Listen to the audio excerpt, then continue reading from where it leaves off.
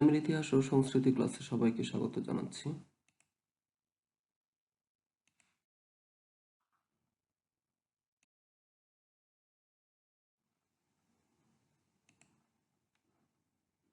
আজকের পাঠে তোমাদের সাথে রয়েছি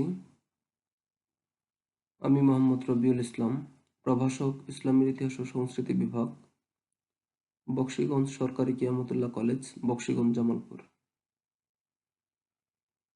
প্রিয় শিক্ষার্থীরা, আজকের এই পাঠটি একাদশ এবং দ্বাদশ শ্রেণীর সিলেবাসের অন্তর্ভুক্ত।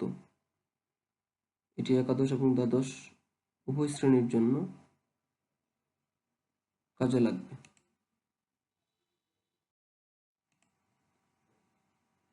আজকের পাঠের বিষয়বস্তু হলো বিশ্ব সভ্যতায় মিশরীয়দের অবদান।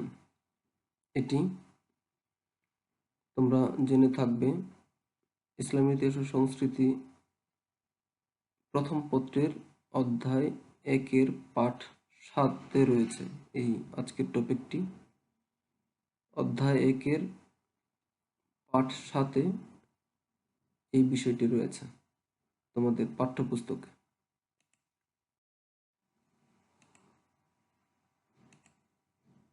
আজকের এই পাঠ পর্যালোচনার পর, সমাপ্তির পর, তোমরা ধর্মীয় ক্ষেত্রে মিশরীয়দের অবদান কতটুকু ছিল সে সম্পর্কে জানতে পারবে স্থাপত্য শিল্পকলায় মিশরীয়রা কতটুকু অবদান রেখেছিল। ব্যাখ্যা করতে পারবে চিত্রকলা ও কারুশিল্পে মিশরীয়দের অবদান। সেই সাথে জ্ঞান বিজ্ঞানের বিভিন্ন শাখায় মিশরীয়রা কতটুকু অবদান রেখেছিল সে সম্পর্কেও তোমরা আলোকপাত করতে পারবে।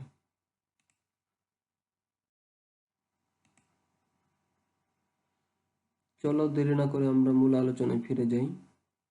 প্রথমেই ধর্মবিশ্বাসের ক্রমবিকাশ এবং বিবর্তনে প্রাচীন মিশরীয়রা কতটুকু অবদান রেখেছিল সে সম্পর্কে আমরা জানার চেষ্টা করব।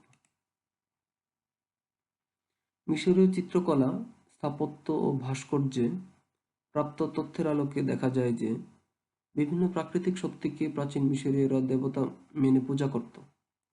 তারা বিশ্বাস করত যে প্রকৃতিকে দেবদেবীরাই নিয়ন্ত্রণ ও পরিচালনা করে থাকে।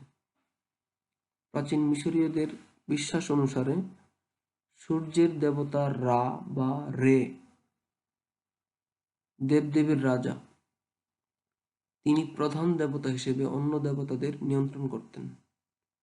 একসময় রা বা রে নামটি রূপান্তরিত হয়ে আমন বা আমন রেতে রূপান্তরিত হয়। রা ছিলেন আলো ও জীবনের আধার, এজন্য তিনি প্রধান দেবতা হিসেবে গণ্য হতেন। মিশরীয়দের আরো অনেক দেবদেবী ছিল। এদের অন্যতম প্রধান দুজন হলেন একজন অসিরিস এবং অপরজন হলো তার স্ত্রী আইসিস, এবং তারা উভয়েই জীবন, মৃত্যু ও উর্বরতার দেবতা নামে পরিচিত। সেই সাথে অসিরিস এবং আইসিস দুজনকে এই দুজন দেবতাকে নীলনদের দেবতা নামেও অভিহিত করা হয়। প্রাচীন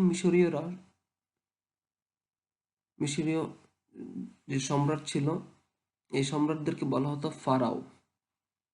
এই ফারাওকে স্বর্গের প্রতিনিধি হিসেবে মিশরীয়রা মনে করত এবং তাদের দেবতার মতোই সম্মান করত। মৃত্যু পরবর্তী জীবনে তাদের বিশ্বাস ছিল, অর্থাৎ তারা পরকালে বিশ্বাসী ছিল।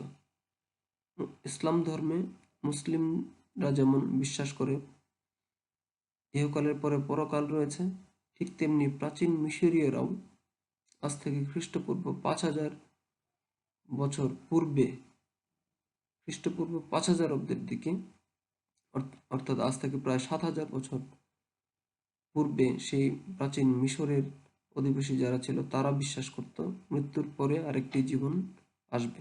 অর্থাৎ সেই প্রাচীন মিশরীয়রাও পরকালে বিশ্বাসী ছিল। মিশরীয়রা বিশ্বাস করত যে মৃত মানুষ কবরে গেলে তার দেহে আত্মা ফিরে আসে, অর্থাৎ মৃত্যুর পর মৃতদেহে প্রাণ সঞ্চার হয়, যা ইসলাম ধর্মের বিশ্বাসের সাথেও অনেকটা মিলে যাচ্ছে। পৃথিবীতে তারা যে পাপ বা পুণ্য করেছে, অর্থাৎ প্রাচীন মিশরীয় বিশ্বাস করত পৃথিবীতে তারা যে পাপ বা পুণ্য করেছে, দেবতা অসিরিসের সামনে সেগুলোর হিসাব হবে। এরপর পুণ্যবানকে সুখময় স্থানে এবং পাপীকে অন্ধকার ঘরে নিক্ষেপ করা হবে। সূর্য দেবতা রা তীব্র রশ্মি দিয়ে পাপীর দেহকে ঝলসে দেবেন।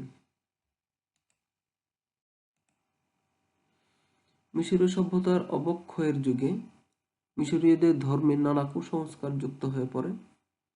এ সময় পুরোহিতরা নিজের ও শাসকের সুবিধার জন্য ধর্মকে হাতিয়ার